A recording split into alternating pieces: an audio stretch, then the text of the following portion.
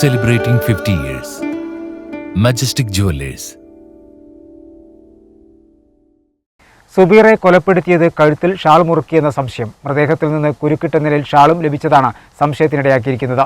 ഇതോടെ പ്രതി അൻവർ നൽകിയ മൊഴിയും സംശയത്തിലായിരിക്കുകയാണ്. ആന്തരികാവയവങ്ങൾ വിദഗ്ധ പരിശോധനയ്ക്കായി ഫോറൻസിക് ലാബിലേക്ക് അയച്ചിരിക്കുകയാണ്. വളാഞ്ചേരിയിൽ സ്വർണത്തിനായി കൊല ചെയ്യപ്പെട്ട സുബിറ ഫർഹത്തിന്റെ മരണവുമായി ബന്ധപ്പെട്ട് പ്രതി അൻവർ നൽകിയ മൊഴി കള്ളമാണെന്ന സംശയം ബലപ്പെടുന്നു.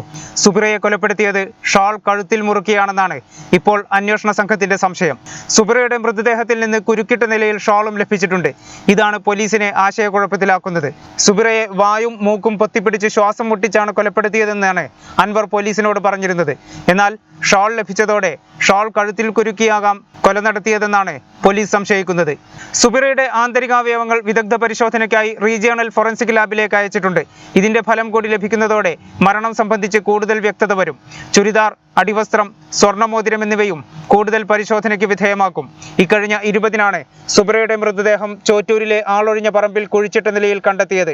മാർച്ച് 10-ന് കാണാതായ സുബിറയുടെ മൃതദേഹം 40 ദിവസത്തിനു ശേഷമാണ് ലഭിച്ചത്. തൊട്ടുപിന്നാലെ കൊലയാളിയായ അൻവറിനെ പിടികൂടുകയും ചെയ്തു. സ്വർണത്തിനായി സുബിറയെ കൊലപ്പെടുത്തിയതാണെന്ന് പ്രതി കുറ്റസമ്മതം നടത്തുകയും ചെയ്തിരുന്നു. തുടർന്ന് പ്രതിയുമായി നടത്തിയ തെളിവെടുപ്പിൽ സുബിറയുടെ ബാഗും ഹെയർ ബൺ അടക്കമുള്ള വസ്തുക്കളും കണ്ടെത്തിയിരുന്നു. കുഴിച്ചിടാൻ ഉപയോഗിച്ച മൺവെട്ടിയും കണ്ടെത്തി. സംഭവ സമയം പ്രതി ധരിച്ചിരുന്ന വസ്ത്രവും കുഴിച്ചുമൂടിയ നിലയിൽ കണ്ടെത്തി. എന്നാൽ സുബിറയുടെ മൊബൈൽ ഫോൺ ഇതുവരെ കണ്ടെത്താനായിട്ടില്ല. മൊബൈൽ ഫോൺ സമീപത്തെ ഉപേക്ഷിക്കപ്പെട്ട കുഴൽക്കിണറിൽ എറിഞ്ഞെന്നാണ് പ്രതി പറയുന്നത്. അതുകൊണ്ട് തന്നെ ഇത് ലഭിക്കാനുള്ള സാധ്യതയില്ലെന്ന് പോലീസ് നിഗമനം. ചോറ്റൂർ സ്വദേശി കബീറിന്റെ മകളായ സുബിറ ഫർഹത്തിനെ മാർച്ച് 10-നാണ് കാണാതായത്.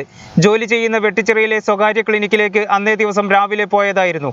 എന്നാൽ മണിക്കൂറുകൾ കഴിഞ്ഞിട്ടും യുവതി ക്ലിനിക്കിലെത്താതിരുന്നതിനെ തുടർന്ന് സ്ഥാപനയുടമ വീട്ടുകാരെ ബന്ധപ്പെട്ടപ്പോഴാണ് യുവതിയെ കാണാതായ വിവരം വീട്ടുകാർ അറിയുന്നത്. തുടർന്ന് ബന്ധുക്കൾ പോലീസിൽ പരാതി നൽകുകയായിരുന്നു.